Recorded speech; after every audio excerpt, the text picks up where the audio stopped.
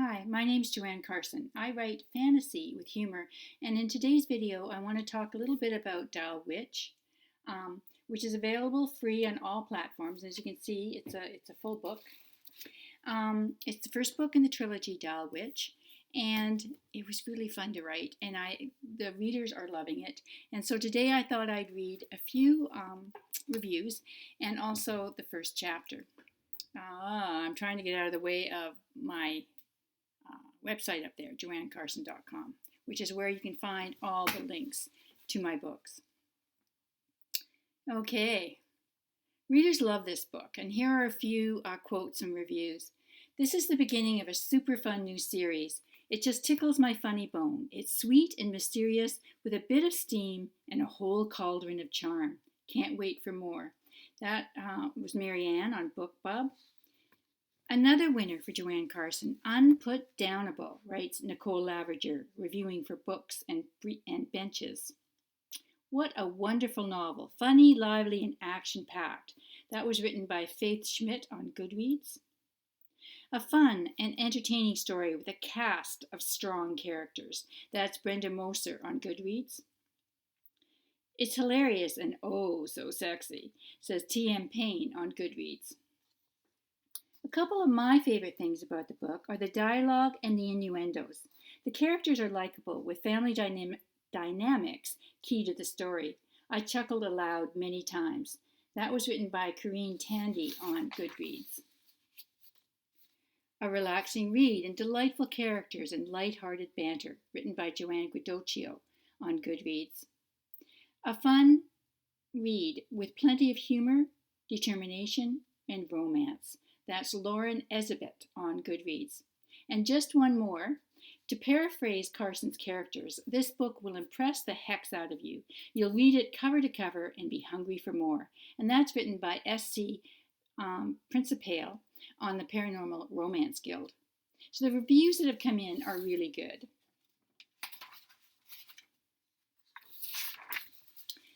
So let me read you the introduction. Dial Witch. Trouble brews when a psychic enchantress shares her magic. When the sorceress, Jane Black, offers spells, potions, and tarot card readings to the regular folk in her small town, she finds herself in a cauldron of hot water. Despite her good intentions, spells spiral out of control, potions backfire, and people turn against her. As Jane's problems multiply, a drool-worthy dragon enforcer arrives on her doorstep and gives her an ultimatum. While the universe stacks impossible odds against her and her snarky familiar harangues her every move, Jane refuses to give up. She's determined to make things better for everyone or die trying. Is Jane's magic strong enough to heal the town's problems? Will her full-service sorcery store survive? And what exactly is Leos, the dragon, set on fire?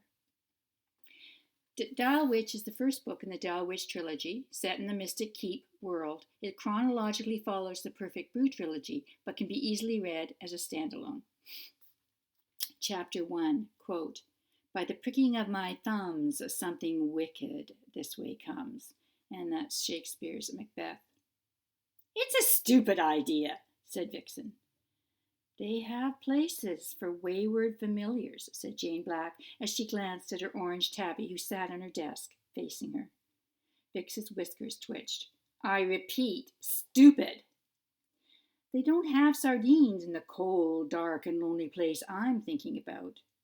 The cat raised her nose and looked away. "You can't manage without me." As Jane considered that thought, she noticed someone standing outside her front window. "See, Vix? The masses are gathering." The cat swiveled her neck. "Huh, looks like one person to me." The stranger, a middle-aged woman with short brown hair and a round tortoiseshell glasses, stared up at the sign hanging over the shop's door, Dial Witch. Straightening her back, she moved closer and peered into the front window. Jane had spent hours setting up the display, arranging bundled herbs tied with ribbon, potion bottles, and sets of tarot cards to capture the attention of people passing by. The woman tilted her head as she studied the items. Jane held her breath and inched closer to the glass, with Vixen at her heels. As the stranger's eyes caught Jane's, her body stilled, and all the color in her face drained. Stepping back, she crossed herself and mumbled, "It's the end of times! The end of times!" It was, in fact, a sunny Monday morning in July, and the witch Jane Black stood with her cat in the new sorcery store waiting for business. As the woman fled, Jane threw up her hands. "I just want to help," she said. "Why can't people understand a woman wanting to use her power?" "Like I said, it's a dumb idea," murmured the cat. "No, it's not," said Jane. "Ugh, regulars don't want help from a witch. They've all read the grim tales." Jane smirked. "Watch it, or I'll cross anchovies off the shopping list." Vix hissed and strolled over to her favorite cushion sitting in front of the fireplace. As she settled in, she turned her body so her bum faced her witch. "I don't get it, Vix. Why don't regulars at least check us out?" She looked around her witch store. Everything she could possibly need was there. Shelves of books on arcane knowledge lined one wall. Her trusty cauldron, crystal ball, and candelabra sat on a work table in front of a gigantic stained glass window. On the opposite wall, herbs and potions from every realm filled a storage unit in one corner, and a glass display case filled with decks of tarot cards sat in another. The smell of secrets and magic tinged the air. Vix shrugged. "And why the heck isn't anyone calling? I put ads everywhere." Jane pulled out her cell phone and punched the store's phone number. "Dial Witch, the one-stop shop for sorcery in Mystic Keep," said the recording. She grunted. Her voice sounded stiff and efficient. Maybe that put people off. Jane started a new recording. "Dial Witch, the town's one and only full witch service." That sounded kinky. Jane bit her lip. How could she compress who she was and what she wanted to do into a single slogan? Vix, who heard all of Jane's thoughts as if they were her own, turned to face her. "A soundbite." "Exactly. I need to reduce myself into a friggin' soundbite." Vix sighed. "Tell me what you have to offer." "Well, I'm the sixth sister of the sixth sister in a powerful witch family." Should I say that? It's rather confusing. Jane exhaled noisily. "I'm a talented psychic, adept in all sorts of magical practices." She pushed her long, red, wayward hair behind her shoulders. "People should want my help." "For a smart witch, you're really dumb sometimes." "I've done everything I can to make this business work." Vix pawed at the air. "Listen, regulars grow up believing witches are dangerous." "We are. So what's your point?" "They think sharing anything about themselves with a witch is the first step to selling their souls to the devil." Jane shook her head. "That's simply not true." "And need I remind you that the regulars aren't your worst problem?" Vix swished her tail. Leaning back as far as Jane could in her fancy new office, she put her feet up on top of her desk and admired her pedicure. She wore flip-flops, as usual. Who knew going into business would be so hard? "You don't have to sell your services or run a store. You have nothing, I repeat, nothing to prove, Jane." Jane frowned. "It's not about that. Deep in my heart, I know that this is what I'm meant to do." Vix rolled her eyes. "Keep telling yourself that." "I figured it would be a success from day one. It makes perfect sense. Everyone has problems. I can help." Vix blinked. "Okay, let me say this slowly. They don't want your help." "But I saw it in the vision." "Forget the vision. The store is a bad idea." Jane winced. "I know what you're thinking. At least one of us is capable." "Sometimes my desires do get in the way and muddle up my perceptions of the future. I admit that. Not all my visions turn into reality. But this one is different, Vix. I swear, I feel it in my bones." "Ugh. First your heart, and now your bones. Are you sure you don't have indigestion?" "Stop it, Vix. The town of Mystic Keep needs healing." Vix's eyelids dropped to half-mast. "I can integrate regulars and supernatural beings, Vix. Right here, right now, in this full-service sorcery. I can do this." "First you're a witch, now you're a healer?" The familiar tilted her head. "Don't you see? Regulars will learn to accept magic as the wonderful thing it is, and the Supes won't have to hide their talents. It's a noble wish. Vix checked her claw manicure. Jane shrugged. What can go wrong? Let me count the ways. Vix stood, did a 360, and settled back into a cushion. The front door banged open, and a tall, slender woman strutted into the middle of the store. Bleached and brittle blonde hair fell over her narrow shoulders. Wearing a tight fire-red dress that hid nothing, she looked like a wannabe runway model, aging badly. Anger blazed in her blue eyes. Jane stood. Can I help you? The woman strode awkwardly into the room on spike heels that came to a teetering stop in front of Jane's desk. My name is Ellie Briggins, and I have a problem. Jane inhaled deeply. The client exuded no magical energy. I'm Jane Black, psychic and magic practitioner. Please have a seat and tell me more. She motioned to the client's chair. The woman held her head high as she sat. It's my husband, Butch. Is he not well? The woman's eyes narrowed. I want him out of my life. Excuse me? I said, Ellie Briggins spoke slowly, as if she were talking to a child, I want him gone. Are you asking me to do what I think you're asking me to do? Jane sat down. Kill him, the woman said. Take him out. Zap him with the devil's lightning or something. Just get rid of him. Jane straightened the yellow pad of legal-sized paper in front of her. Have you considered couple counseling?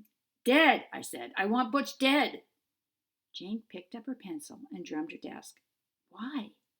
Anger flashed in the woman's eyes. I want my freedom. Jane leaned forward. Did Butch do something? Ellie exhaled noisily. I want you to kill my husband. Can I be any clearer? Her spit flew into the space between them. I'll pay you to do it. I have savings. Jane looked up at the ceiling for a minute, hoping for inspiration, but all she saw was a water stain. Her visitor looked around the room as if answers hid in corners. Ellie, I'm here for you, said Jane. An evil smile laced with hope spread across Ellie Briggins' thin white face. But, continued Jane, I'm not an assassin. Ellie's shoulders stiffened. Tell me more about Butch. Maybe I can fix him. The woman pursed her lips. Okay, she said slowly.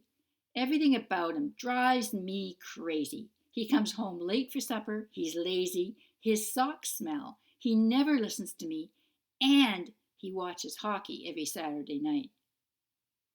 How's the sex? Ellie squirmed as if she sat on a platter of worms. What business is that of yours? We all need intimacy, Ellie, so tell me, is he any good in the sack? The woman blinked. You know what I'm talking about. Does Butch take you to the moon and back? My husband? Jane narrowed her eyes. Why did regulars have trouble talking about something as natural as coupling? Ellie shook her head. Look, Miss Black, I don't see why my sex life matters. Killing someone is serious business. You're a witch. Just do it. Jane winced. How about I fix Butch instead? Wouldn't that be better? Fix him? I'll design a potion just for him. All you need to do is slip it into his favorite drink, and I promise you he will be a changed man. Changed? Ellie squinted. Yes, definitely. He'll be Butch.2, and trust me, you won't notice the smell of his feet. You can do that? Oh, yes, I'm good at fixing men. I know what I'm doing. Vix chuckled, and Jane gave her a withering look. Ellie's brows met in the middle. All I need to do is slip him your potion? Jane looked up at the water stain. It wouldn't be wise to make her magic look too easy. There is one thing I need you to do. She lied. Name it. Make a list of all the things you want me to fix and bring it to me. Then I'll add a silent spell to the potion to address those items. When will the magic be ready? Come for it tomorrow. Jane stood and offered a fist bump. Shall we say 9 o'clock? The cost will be $100. Ellie's lips mushed together. It's that simple? Yes, I'm a good witch and a competent one. I'll fix the big guy. Jane took her fist back. Ellie blinked. You know my pet name for him. No one knows I call him Big Guy when we're alone. I'm psychic, remember? Psychic. I can read your mind and your heart. But Jane didn't say that. Tomorrow, Ellie. I will see you tomorrow. My potion will end all your troubles. As the front door closed behind Ellie Briggins, Jane did a victory jig around the room. Her cell phone dinged with a text message. Family dinner tonight. Tonight was spelled all in capitals. It was from her sister, Cassie. I love family get-togethers, said Vix with a sigh. That makes one of us. Jane shrugged. It didn't matter. Nothing her family could say about her shop could dampen her spirits tonight. She had her first customer. Things were going her way. Nothing could go wrong now. Vix rolled her eyes. So that's the first chapter in a fun novel. It's urban fantasy with comedy and a lot of heart. If you enjoyed it, please go to my website. There we go. JoanneCarson.com. Notice that there's a hyphen between Joe and Anne. And you can find all the different places you can buy it, and it's free. So that's the end of my first audio. Actually, it's a video of a first chapter. Wishing you all a good day. Bye-bye.